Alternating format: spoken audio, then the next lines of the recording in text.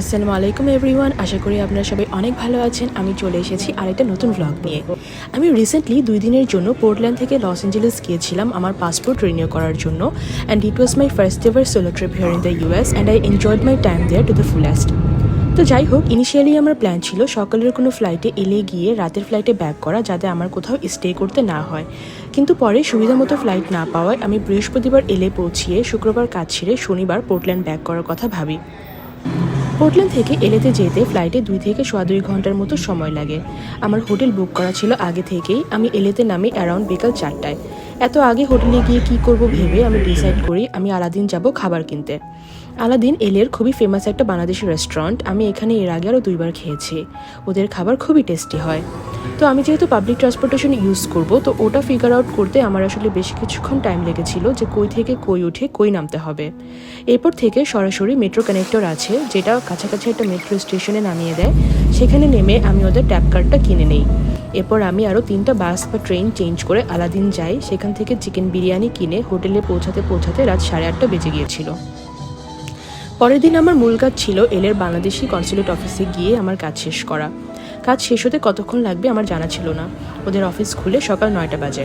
আমি 7 সকালে উঠে 8:30টার মধ্যে ওদের অফিসে চলে যাই। ঠিক 9টা বাজে আমি কনসুলেট অফিসে যাই। আমার লিটারেলি ঠিক 20 মিনিট টাইম লেগেছে আমার কাজ শেষ হতে। একজন কর্মকর্তা আমার সব ডকুমেন্টস আমার থেকে কালেক্ট করলেন, আমার ছবি তুললেন, সিগনেচার দিতে হলো কয়েকটা, ব্যাস আমার কাজ শেষ। ঘড়িতে তখন মাত্র সকাল 9টা 20 আর আমার ফ্লাইট পরের দিন। আমি কি করব ভাবছিলাম, গুগল করলাম এলেতে কি ফ্রি অ্যাক্টিভিটিস আছে। বেশ কিছু জিনিস আগে এক্সপ্লোর করে ফেলেছি, সেগুলো নতুন করে আর দেখতে ইচ্ছা হলো না। অনেক আর্টস অ্যান্ড মিউজিয়াম আছে, আমি এসবের ফ্যান না। তো ভাবলাম হলিউড ওয়াক অফ ফেমে যাওয়া যাক, খুবই ফেমাস একটা জায়গা, আমিও গিয়ে হেঁটে আসি।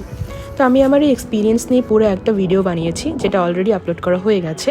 আমি লিটারেলি 2.5 থেকে 3 ঘন্টা হেঁটেছি ওই রাস্তা ধরে। প্রচুর ভিডিও আর ছবি নিয়েছি। এরপর ওখান থেকে আলাদিন আসি লাঞ্চ করার জন্য। লাঞ্চে আমি খেয়েছিলাম গরুর পায়া পরোটা দিয়ে।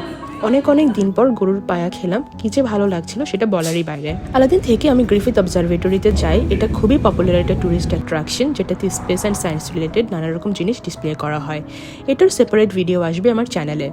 আমি ওখানে প্রায় 2 ঘন্টার মতো ছিলাম। আমার ইচ্ছা ছিল এরপর স্যান্টা মনিকা যাওয়ার, কিন্তু সকাল থেকে এতগুলো জায়গায় এতগুলো বাস ট্রেন চেঞ্জ করে যাওয়ার পরে আমার শরীরে আর বিন্দুমাত্র এনার্জি অবশিষ্ট ছিল না। বিকাল 6টার দিকে আমি হোটেলে ব্যাক করি। পরের দিন শনিবার আমার রিটার্ন ফ্লাইট ছিল সকাল 10:45টায়। আমি ভোর 6টায় বের হয়ে পড়ি, পোর্টল্যান্ড ব্যাক করি দুপুর 12:30টার দিকে।